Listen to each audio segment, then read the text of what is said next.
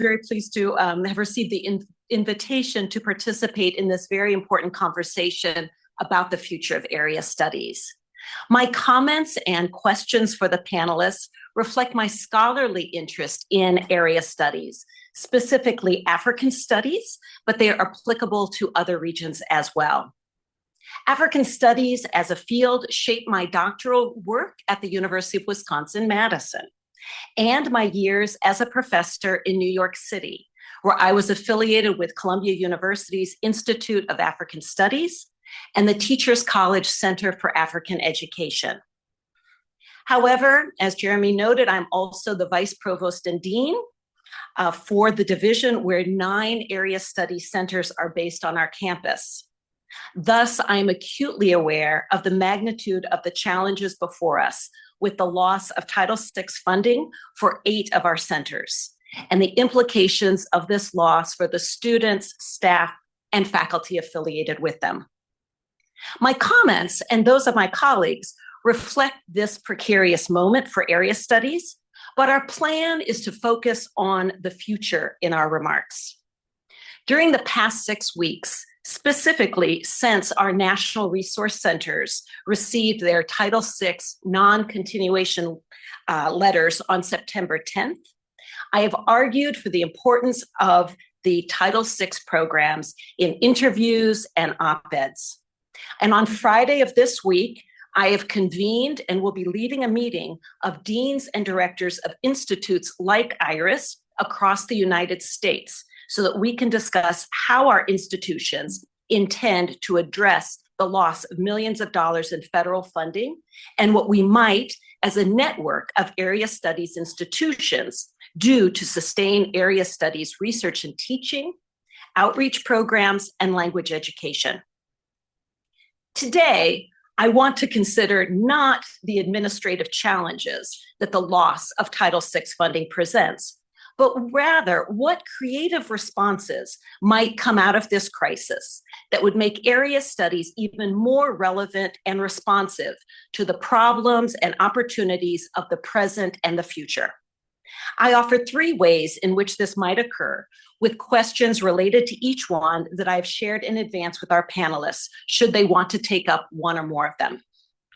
These questions, though, are not new, and the call for new international studies has been heard for years. In fact, in preparing for today's event, I went back to documents from my graduate school days, including a 1995 Ford Foundation report written by Jane Geyer entitled Perspectives on African Studies in the United States. I also found more recent reports in my files in Bascom Hall, such as the UW-Madison proposal to the Mellon Foundation, which was written in 2012 in the wake of the 47% cut to Title VI. And its timely title was Rethinking Area Studies in the Post-Title VI Academic Environment. That was only a loss of 47% of funding. And then there is the long-standing critique of area studies by the other Mamdani, not the presumptive mayor of New York City, but his father, the Columbia University professor Mahmoud Mamdani, who has argued for more than a decade that area studies needs to, quote, go beyond the local, as he puts it, and to see beyond the horizon as a way to generate broader theoretical insights than an area studies lens may or might provide. With these previous reviews, proposals, and critiques in mind, where might we begin thinking about the future of area studies in what truly is a post-Title VI moment? First, we must recognize that most of our most urgent challenges today are trans-regional and global in scope. Whether it is climate change, infectious disease, migration, or unregulated AI, there is an unboundedness that a solely regional focus cannot capture. At the same time, the manifestation and impact of these issues is context-specific. So how can we better balance the need for depth of expertise in a single area of the world with the trans-regional reality in which we find ourselves? What would we be giving up or gaining if we did away with discrete area study centers and instead had trans-regional or globalization studies centers like some of our peers? What other ways might we conceptualize the notion of area or region as less bounded and more fluid if we are no longer tied to the geographical constraints of the Title VI program? Second, the importance of trans or interdisciplinary scholarship has long been central to area studies. And the opportunity to study with scholars from a range of disciplines is one of the attractions of area studies for many of our students, and it certainly was for me. A quote from the 2012 UW-Madison proposal to the Mellon Foundation speaks to our campus's historical strength in this area. Quote, "A tradition of encouraging cross-cutting, interdisciplinary scholarship and teaching, especially in the humanities, is one of the reasons that area studies have been so robust and effective, and why UW-Madison could establish 8 national resource centers in the first place." Close quote. This is still the case 13 years later. And many of our urgent problems necessitate interdisciplinarity that includes not only the humanities and the social sciences, where NRCs have long had large numbers of faculty and students, but also STEM and other fields. How can those of us who believe in area studies make the case for their relevance in an era when fields like AI, data science, biomedical engineering, and entrepreneurship are the majors to which students are increasingly gravitating and are the areas that many universities and funders are making their top priorities? How might we create new forms of collaboration across higher education institutions in the US and across the global North and South to address new areas of study, as well as enduring ones, now that we are not competing for what was already a shrinking pot of federal Title VI funding? And third, even though area studies long predates the Cold War and the National Defense Education Act of 1958, Title VI funding enabled the establishment of NRCs at select US universities and the creation of a cadre of graduate students with expertise in less commonly taught languages and in the regions where they are spoken. A later development was the requirement that NRCs provide outreach to K-14 schools and community colleges, libraries, and community organizations. Even though our NRCs have done a remarkable job in this area, my observation over the years is that the commitment to this part of the Title VI mission is uneven, with some universities and centers developing strong statewide programs and others more eager to serve the campus community through lectures, symposia, and research grants. In an era without Title VI funding and with budget reductions at public and private institutions, how does one develop a compelling argument for state legislators and senior campus leaders that area studies and the teaching of less commonly taught languages ought to be priorities for general purpose revenue, which comes from taxes paid by the residents of this state? This is a question I've been asked multiple times in the last 6 weeks, and I look forward to hearing from our panelists should they decide to help me with that question.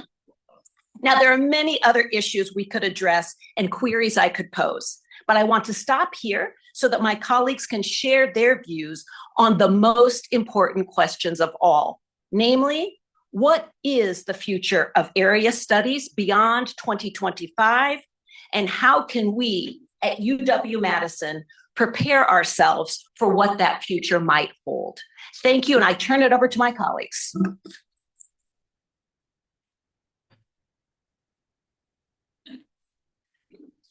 I've been told I'm to start us off. Thank you all for being here today. It's so lovely to see such a robust audience with us to discuss this important topic. So I really ran with Dean Vavrus's first question about what might a transdisciplinary approach look like, and what might we gain, what might we lose. And so I want to organize my thoughts around that. really thinking about specifically LASIS as a framework. So I'll make some touch points there, and really thinking about my role as a communication professor, someone who spends a lot of time thinking about intercultural communication and its value and how that connects to the area studies. So I brainstormed some framing, some messaging, and I think, like Dean Vavrus mentioned, framings as something, as a center that is transdisciplinary, transnational, may be a way to go. I also thought the dynamic of North-South could be an interesting framework to play with, especially as we think about the way North-South dialogue and perspectives around that is especially important. So those were the two that I really came up with. But I want to talk about what I think what that would bring, and then what that may take away. So I think a framework that is focused on transnational or North-South may really help us get at dynamics of power and inequity that shape global communication and global relationships. I think students in a framework like that could learn about power relations between nations, languages, and communities, how these dynamics impact who gets heard, and how meaning travels across borders. So that's one component. We all engage with questions of power, but it can be especially useful to think about power across borders, power dynamics as they play out in transnational context. And so that seems especially important to me.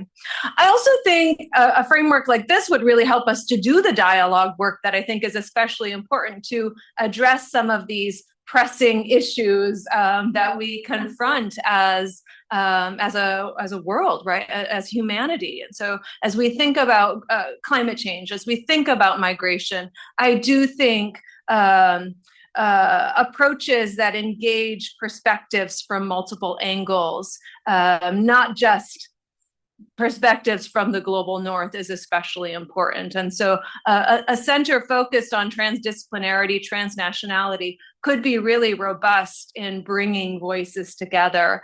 Something that we've been doing in LASIS over the past few years is to really try to think about centering Indigenous voices and perspectives and cosmovisions as essential in thinking about our present problems, the global problem. So really understanding Indigenous cosmovisions and perspectives as essential in understanding how we move in a climate future, how we address dynamics of migration. And so I think that could be a useful framework.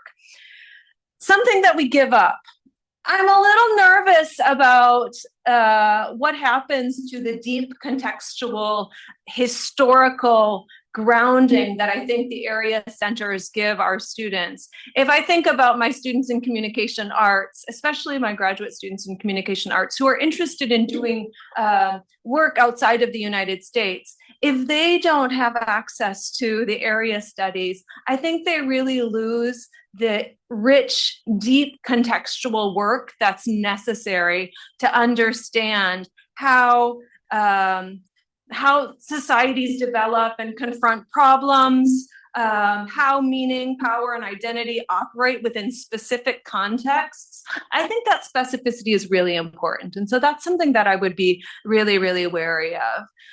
Yesterday, LASIS co-sponsored a talk by former LASIS faculty director Francisco Scarano.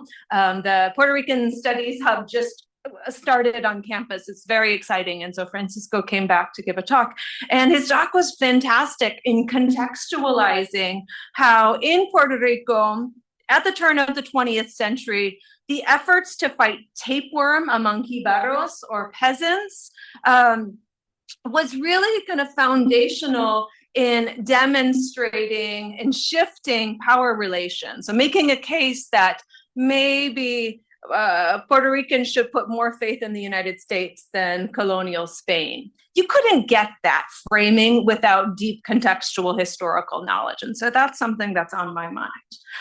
Perhaps most important, I think we potentially lose a focus on language training and deep contextual language training. I think this is at the heart of intercultural competence. We all know this, but a center that's focused more on the trans potentially makes us lose sight of that. I was reminded last week when we had visitors from the Andean region who really were talking about the importance of indigenous languages. I was reminded that there are 10 million Quechua speakers around the world today. This is a present language, more Quechua speakers than Swedish speakers, right? Like this is a living language. And we need these programs not only for research, but we need these programs for the people that are in our lives, right? For the communities that we live with. I see increasingly in LASIS that students come to us because because of the heritage connection, because they have a background, have a connection to their indigenous families, and so they want to learn a language like Quechua or Yucatec Maya, and this increasingly becomes a reason to come to our centers. I think again, a trans framework may make that a challenge. And so I just wanted to bring that up as well. I'll end with two potential things that I think kind of sit in the middle of potentially could work, but I'm also, I don't know. And this is the work that I think we do in area studies and the centers at really helping our students develop deep cultural empathy and perspective taking. This probably is something that could work in both contexts, but I think it's important that we keep it in our mind's eye that the work we do really helps students understand and really build genuine empathy and ways to interpret meaning across cultural frameworks. And then the last thing I want to mention is I think that's something that in my work in LASIS I've seen and I'm reminded of again, and this is that the work we do in the regional centers is also about relationship building, and it's sustained relationship building. The work that we've done with Universidad de Guadalajara over 3 decades, a 30-year relationship with some of the administrators and faculty there. That has meant students get to benefit. That has meant we as faculty benefit. It also means that the greater Madison and Wisconsin community benefit. I was just reminded that we in Madison have a sister city with Tepetitlan, which is just outside of Guadalajara. And our mayor, Satya Rhodes, was just there on a tour, right, connecting. And that the rancheros, the folks that are working in the milk industry, the cheese industry from Jalisco and Guadalajara come to our expo every year. And so those dynamics, I think, are things that emerge through the deep relationship building that happens when you can focus on a center. That's not to say that it's not possible, but potentially it may be more challenging if the forefront is a focus on transdisciplinarity and transnationality. I'll end there. Thank you all.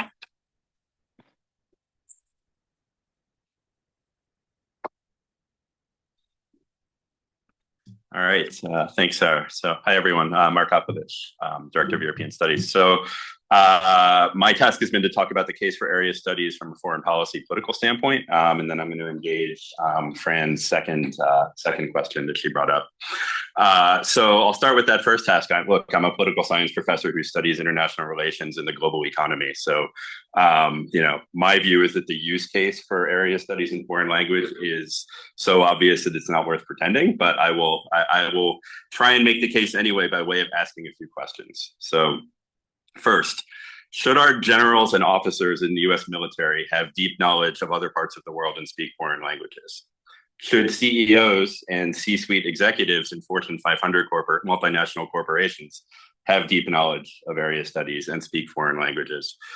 Should our elected officials have deep knowledge of other parts of the world and speak foreign languages? Should journalists in the media covering world politics and the global economy have deep knowledge of other parts of the world and speak foreign languages. And more broadly, should educated citizens and residents of Wisconsin have knowledge of other parts of the world and perhaps speak foreign languages? And related to all that, where do we think those people are going to gain deep knowledge of other parts of the world and learn to speak foreign languages, if not at America's major R1 research universities like ours?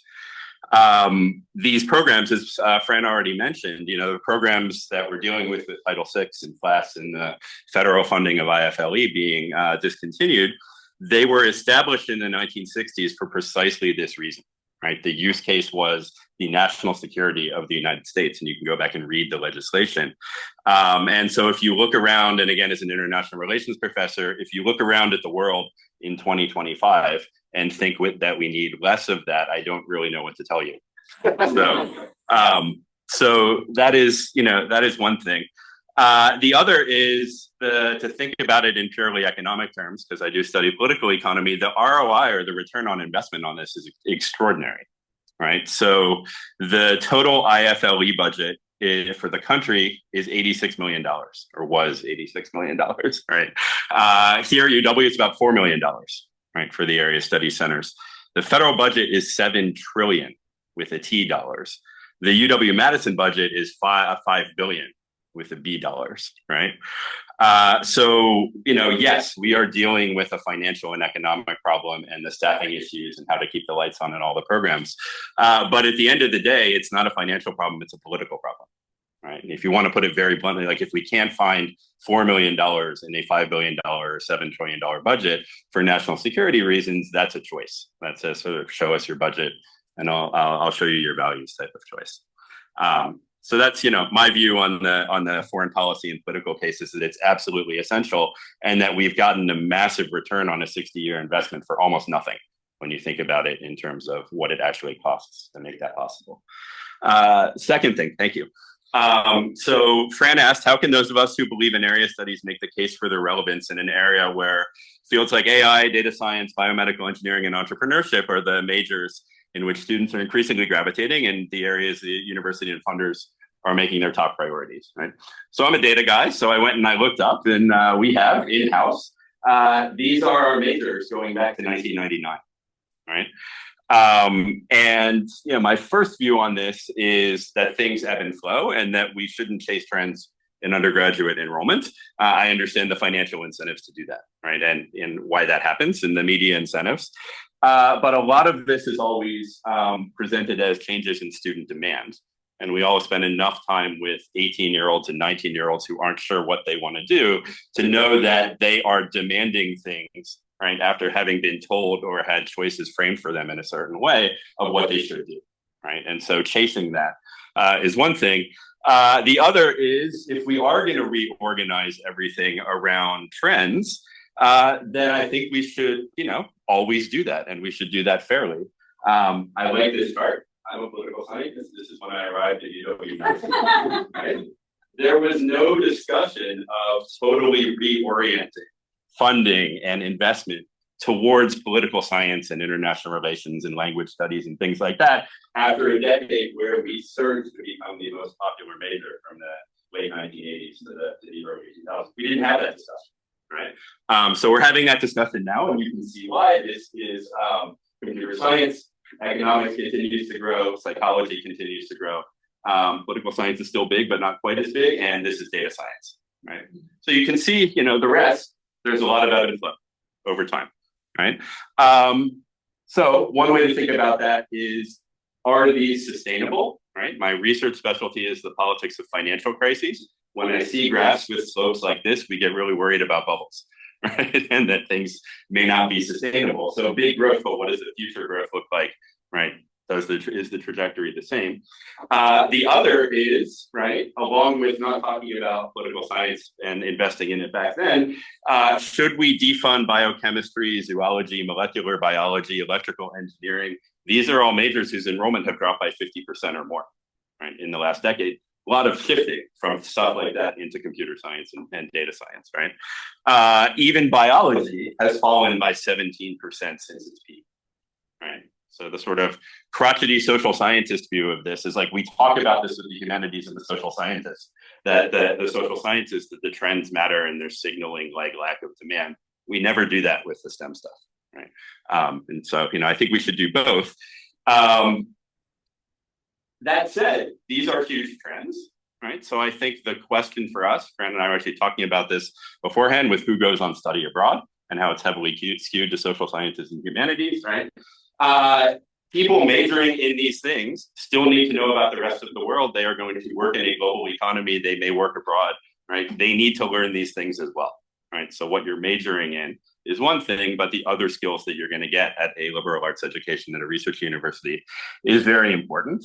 And so I think we need to invest in these things, right? And I realize we're preaching to the converted in the room, but we need to invest in these things even for people who are majoring in this as opposed to history or political science or one of the area studies and language departments, et cetera. I think that's very important. And I think that ties back to the questions that I asked about the political and foreign policy cases. There's obvious utility in this.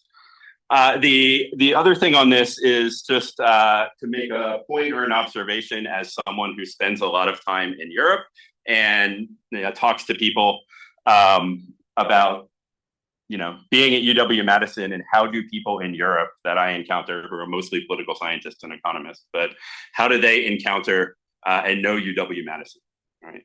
And they know UW-Madison because of the area studies centers and our expertise and those networks that Sara was talking about that have existed for a very long time, right? And so I think there's the other case for investment is not just the massive ROI, but it's one of the things that sets Madison apart from Michigan or Ohio State or UCLA or pick your other big public, right, elite R1 university. We are known for this, right, around the world, right? Every major R1 public university has a good law school, a good medical school, good social science departments, good humanities departments, good engineering departments. It's not that our departments and our experts here are not world-class scholars, right? But people talk about UW-Madison in other parts of the world because they've come here to study languages, because they know we offer these things. It is, I think about it as a comparative advantage or a core competency of the university. And I think we should make that case, right? That it's worth the tiny investment that we put in to get this massive ROI. It's not just economic ROI, but it's a reputational ROI. All right. So the last thing, just quickly, Fran also asked us how we might create new forms of collaboration across higher education institutions across the global North and South to address new areas of study as well as enduring ones in a world where we're not competing for the Title VI funding. And I think that's really important, again, in the way Sara was talking about building these relationships, right? Keeping them going, making sure that we are reaching out around the world and at the research level, at the individual scholar level, at the lab level, right, at the department level and at the unit level, building up those connections. But I think it's also important to realize and be honest with ourselves that in many ways that is a complement, not a substitute, right? That's not going to substitute for the lack of public investment, either coming from the federal government or coming from down the street, right? And funding for the state funding for the university. And I think we need to be careful if we think that we can look for other donors as perfect substitutes for that, right? And this ties back, I think, to what Sara was talking about the risks possibly of focusing on issue areas or trans-regional type of things. Donors are going to want to fund hot topics, and donors want to fund global stuff, right? And the more we fund global stuff, the more we move away from that deep contextual knowledge and the language stuff, which again, I think is a unique area expertise and reputational expertise that UW has that other big universities don't have. So lots of universities have global centers, right? And everybody wants to focus on, AI and climate change and all these things and things that are global problems. But the global problems are on the ground with variation in different contexts, and they still require the language. I don't have any answers. That's above my pay grade for how you square that circle. But I do think that there is a risk. The other thing, again, as a political scientist, is we have lots of units, right, at the university that focus on global problems and international problems. right? And so I think we lose, again, some of what makes us special and some of what sets us apart if we think that donor-driven focus on big global problems is going to be the solution. I understand all the financial incentives, right? But I also think that we need to think about and be honest what are complements and what are substitutes and what we should do in this environment. I think making the case, as I said with my opening questions, that there is inherent value, right, in the liberal arts education of people who are going to go out in the world and need the deep knowledge and need the language skills. I don't want us to lose that as we're thinking about how we respond to the other things as well. All right, thank you.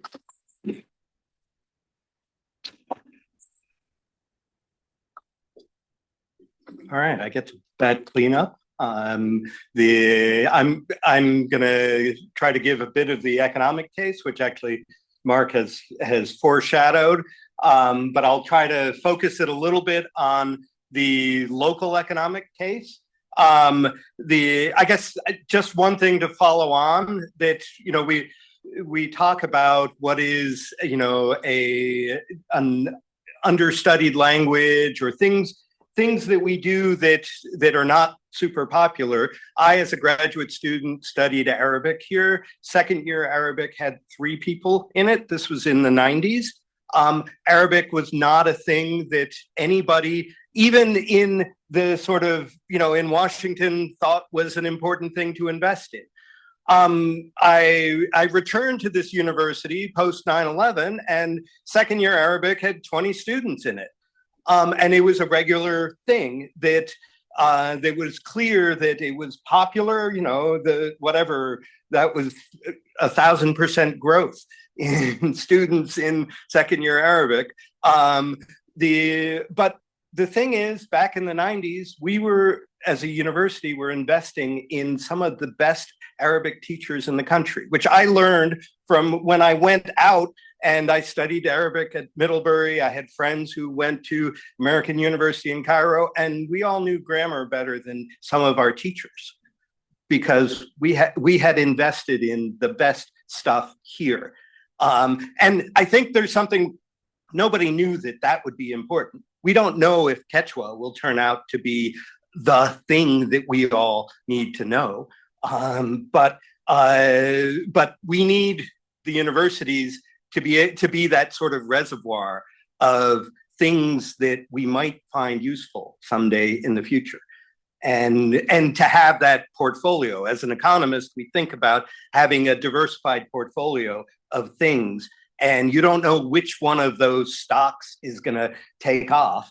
But you know that on average, if you just get rid of the ones, if you get rid of the ones that look like they're in the doldrums all the time, you're going to miss, that's, what your financial analyst will tell you, you're going to miss the big growth that is going to happen.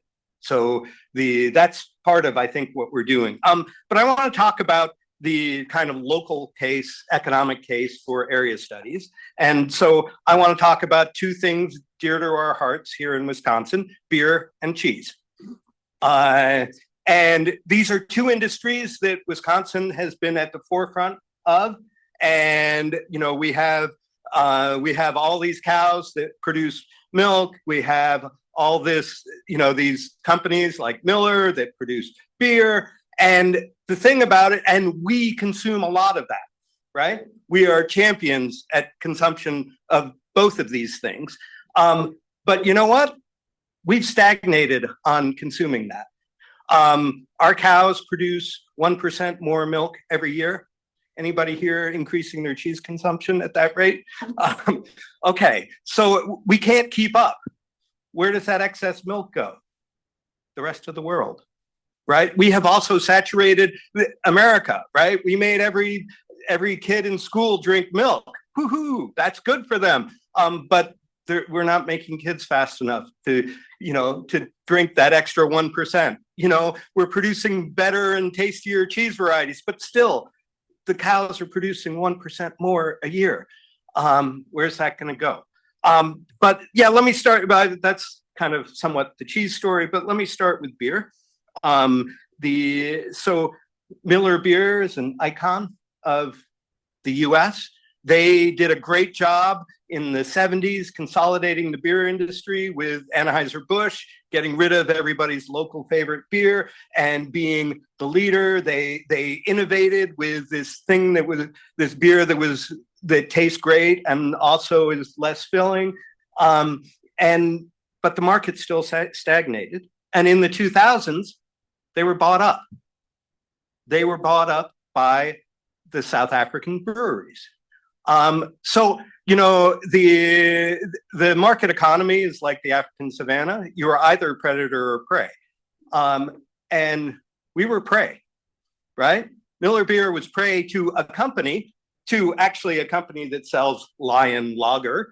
And our Miller High Life was no match for that. And how did they do that? Well, South African breweries had been building the beer industry in Africa. That means you got to know Lingala, Swahili, all of these things, and they found growing markets for beer all across Africa.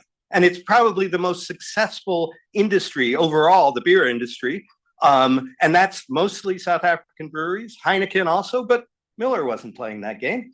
They were still trying to sell us the same Miller High Life. And the thing is, so they were able to buy up this company. Well, they owned it for a while, kind of sold it for parts, ate the best parts, I guess, to keep the Lion thing, sold it to the Vultures, who turned out to be Belgian and Brazilian company. Also, the Brazilian company presumably had figured out how to sell beer in Latin America, which the folks in Miller haven't. And so Miller High Life is still available. The most popular beer in the United States now is Mexican lagers. So you know, if you want to be in that business, you got to understand the Mexican lager, which is a slightly different taste profile. It's drunk at different times and advertised different ways. That's all things that a local industry needs. So how's Miller going to be competitive? Well, they need to know something about the rest of the world, right? You can't just sell beer to Wisconsinites, right? Can't just sell cheese to Wisconsinites. So, like, you know, the cheese market, Asia is where cheese and ice cream, where we are going to be selling cheese and ice cream in the future. In Malaysian supermarkets, you can only find Australian cheddar, and it's really not all that good. And we have all these great specialty cheeses that we've developed over the last 20, 30 years, not available in Malaysia. How are we going to sell these to Malaysians? Well, we got to understand that industry. We got to understand Malaysia. How are we going to do that? Well, maybe we have Malaysian students come over here. Maybe we send people over there. That's about language and culture. And in order to build our dairy industry, we need that language and culture. And by the way, the workforce in our dairy industry is not born in the US. Actually, it never has been. It used to be, you know, Irish immigrants and German immigrants. And so, you know, we have a new set of immigrants who are Mexican or Guatemalan, who learned to dairy in Mexico and actually are being actively recruited. So anyway, our major industries are, if they want to compete in the world, they need to know other parts of the world. I was going to say something about Milwaukee Tools, my favorite circular saws. They're owned by a company based in Hong Kong, have been for 20 years. And this is, again, they were not predator in the world economy. They were prey. So just kind of as the economic models behind this, the standard model of trade is something called a gravity model. If you've taken high school physics, you know how gravity works. It's what is it? It's basically mass times acceleration. In the trade world, that's distance and culture. And the distance, you can't, the continents are moving very slowly. So it's really hard to do much with that. I mean, trade costs have come way down, and actually distance matters a lot less in trade. But what still matters, and this is what Sara brought up, is those connections. Having the connections, which is about language, which is about culture. And I just saw a recent paper that was doing a simulation of these gravity models, and they estimated that if in the US you got 10% more Americans speaking Spanish at a high level, that would induce enough trade to increase US GDP by 0.3%. And 0.3%, that sounds like nothing, right? Well, that's $90 billion. So on the ROI on these kinds of things, and so, that's across the nation, right? But that's totally feasible, right? 10% more Spanish speakers. And it actually, you could think of it as, it doesn't have to be Spanish speakers, 10% more people knowing a language and being able to speak it is going to do that kind of thing to trade and overall to US GDP. Does that work on the Wisconsin level?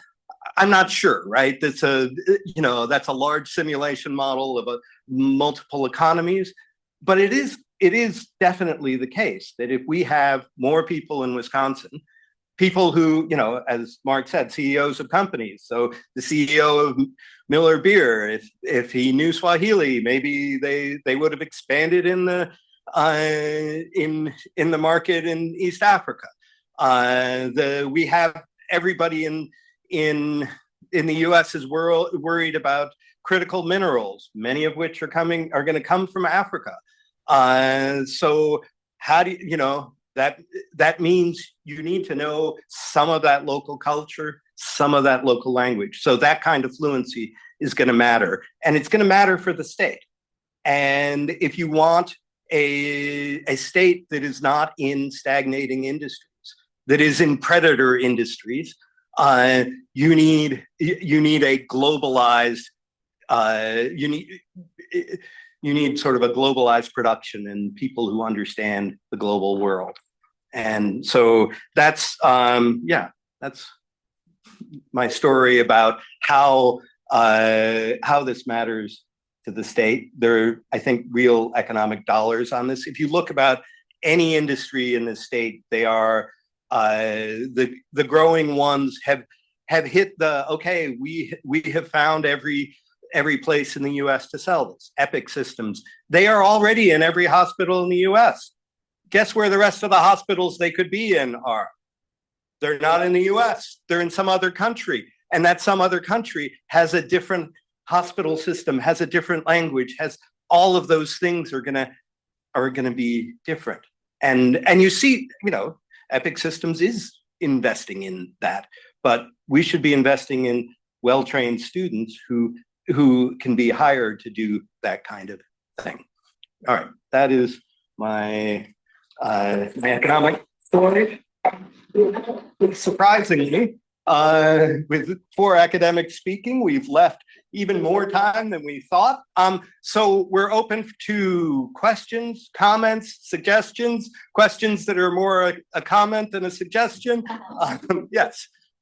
So my name is Todd Michelson Ambling. I'm a librarian at Memorial Library, and along with 3 other people here. Yep. I am an international and area studies librarian. I cover South Asia and Scandinavian humanities, all of South Asia, Scandinavian humanities. So one of the things I really appreciated what Mark said, but one thing that was somewhat absent in the discussions today was our collection. In order to have a great university, you have to have great libraries. I'm not trying to pat my own back by saying this here, it's a reality. I would not have been able to complete my education without it. My question or my statement here is also to consider that in thinking about the future. if we're going to look at something like environmental sciences, are we going to be able to have the information in a variety of languages on one topic for the entire world or for a specific amount? The way that I see a lot of what we bring to the table here, we all, as the International and Area Studies librarians, have very different experiences. We have very different collections. We don't collect the same things. We collect for our faculty, for our history and our present. There are languages that are no longer taught in South Asia I still collect for the BTAA, and we're under obligations to continue collecting those things to a certain degree. In addition, we have Larry collects Hmong language materials. That's something very unique. We have the annual conference on South Asia in Madison, and I arranged for the librarians meetings that just happened last week. That's also something very unique. It's a place where librarians can interact from around the Americas, can interact with librarians from faculty and staff from around the world. We also open our collections to people, which is a way of decolonizing our collection, specifically here at UW-Madison. I can speak for more of my colleagues here, but they can speak for themselves too. But this is something very unique and very different. And my fear is that if we focus too much on the global, not saying it's not good to focus on it, we're going to have to force ourselves to get rid of the local.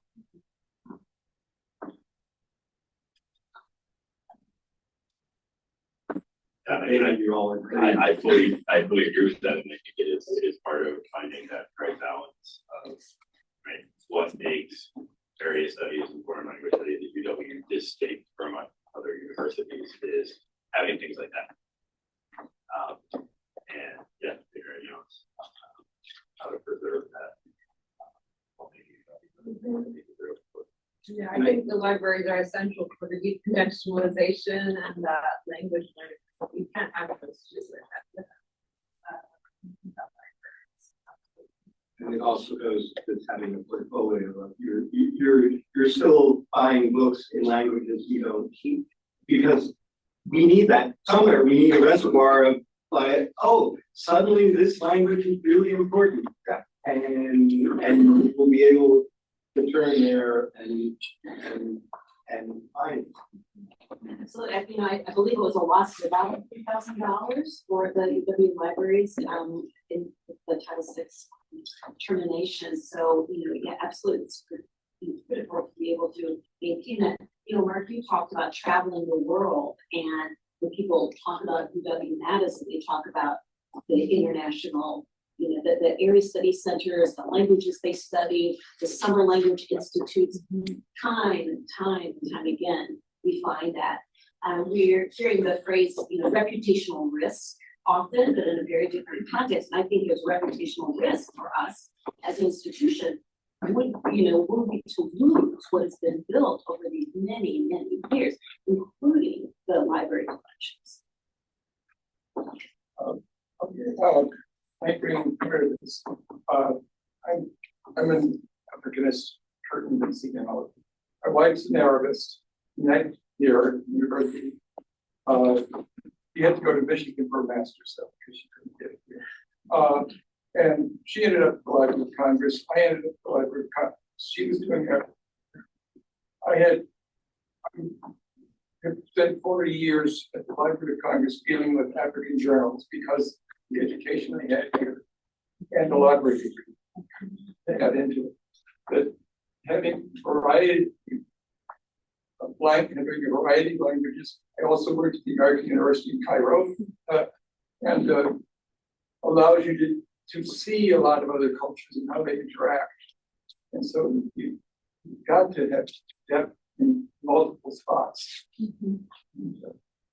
So that's just my 4 cents on that. Sheila Barr, Assistant Director for the Middle East Studies Program. And it seems like what's being hinted at is possibly a reorganization of IRIS.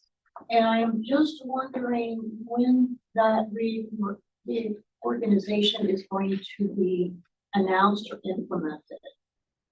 Especially since we're already starting to talk about planning for next time. I was just wondering if anyone has that information that you can share. Well, that's not the focus of the panel today. So, I want to keep this with our attention on area studies as a field. I think it's premature for us to be able to say what the future is going to hold. We don't really know what the funding opportunities are going to be from campus to keep these going. So I have not received any information about that, so I cannot speak to that question. Two things. Quickly, one, it strikes me that area studies was only ever justified by fear. It's nice that we can make a positive case for the need for it, but and so in the absence of a Cold War, to generate that kind of fear, I really kind of like this predator prey model that you were, I'm wondering if we should kind of run with that. Should we be afraid of corporations around the world taking jobs away from you? But on the more practical side, I'm curious, since we have the dean in the room and others who might know, is there ever discussion? I asked this of the dean of LNS recently. Is there ever discussion of, as you said, students don't prize something unless they're kind of told to try undergraduate students. Graduate students know that this is important, as you pointed out, right? But would the university at some level have any interest in having like an international requirement, undergraduate requirement, something that would drive students into our programs, into our areas, and so on, that would signal the university's values as far as those things are concerned, and then help us also develop ways of supplying the kinds of knowledge that business and data science people would want to know as they disrupt the rest of the world? Or is that a kind of a non-starter for some reason? I'd be very happy to see such a requirement, but if you've been following the Act 10 Right, news, it seems like perhaps we're going into a slightly different direction. So there will need to be the opportunity for students to transfer credits across the UW system. That doesn't mean that international coursework at these studies is all day, but the idea that there would be a requirement is meet seems pretty. My own view is that many universities have language requirements, and we don't seem to have that. We did at one point, yeah, in the 90s we had.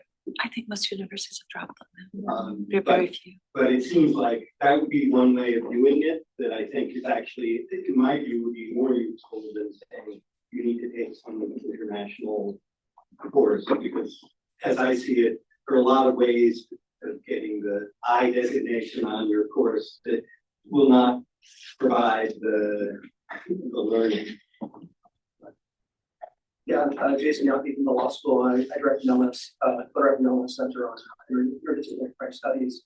I really appreciate the presentation. I just wanted to emphasize that I think the area of leadership is tied to LMS. And I don't have personally a lot of confidence in the captain at LMS in terms of its commitment to humanities. And so I've seen not just uncommonly taught languages starve, but commonly taught languages at this university that starve with resources for years. And so French, which I'm most familiar with, has lost an enormous amount of the lines just keep on disappearing, despite the fact that there allegedly is a legacy budgeting model. And that's just complete BS when it comes to LMS support humanities. And so the resources for the division, now they are negligible. They were modest before, but I just don't see anything really changing in terms of being able to build a new area of the world unless you can get a dean that cares about humanities language studies in LMS.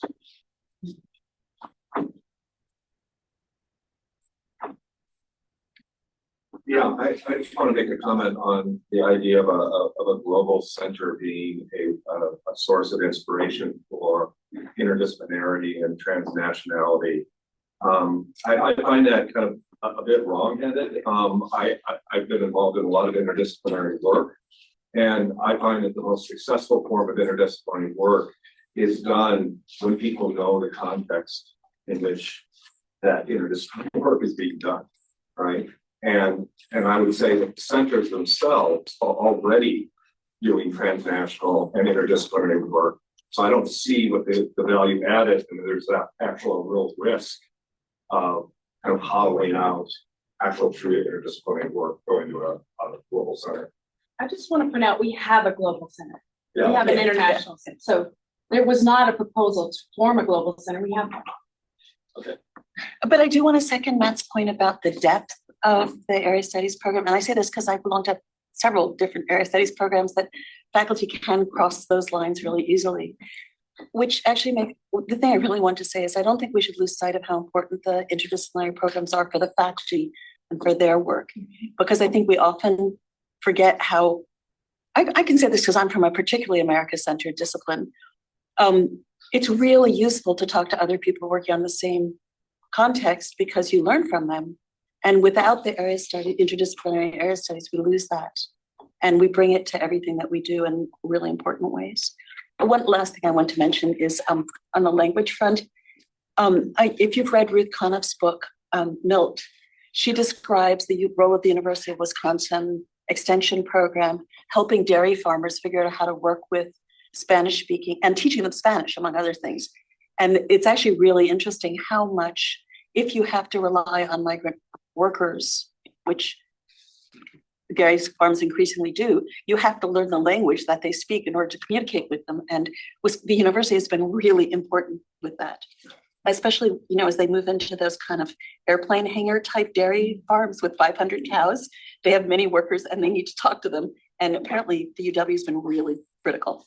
Yeah, there's a very interesting project right now with Thailand, among other places with the dairy project. So. And it's not just like low-level workers, it's the herd managers. Yeah. It is high-level people who have a dairy science degree from a Mexican university. Exactly. And so, yeah. Let's take one last question. I'm the director of the African Studies program, and I just want to quickly add that while the university is exploring, transnational kind of discipline and interdisciplinary studies, I want to quickly emphasize that beyond just the languages or foreign languages that are popular or that we have clear defined name for, there are also structures that have been built into programs where researchers, undergrads, advanced students, motivated students can also learn languages that are tied to these disciplines. And many times we cannot even reach the global that we are anticipating for. And the so-called STEM, science, probability things that seem to be appealing to us if we don't focus on what we are building ground for ourselves. So in looking at that, are we also destroying what we have in the process? And for example, now we have a language center course that not only puts UW-Madison at the center of language studies, generally, but also attracts students from outside of UW-Madison because languages that are not even ordinarily taught in regular classrooms are taught within these spaces. And that really continues to feed into the mission and the global mission of UW-Madison. So understanding and paying attention to that intersection, I think it's really important as we think about it. To go back to Jason's point, I would like to see all department chairs, not only those in LMS, but those in CDIS and given to the college, the School of Ed, cross campus, making the argument that language study matters for the disciplines of age, but it should not only be the responsibility of humanities and sciences, in my view. And we've spoken to some of those other areas where it's critically important. This is part of what Wisconsin does. This is part of the Wisconsin idea globally. And so, maybe this is where we take our claim and make our mark going forward. We're gonna have to end there.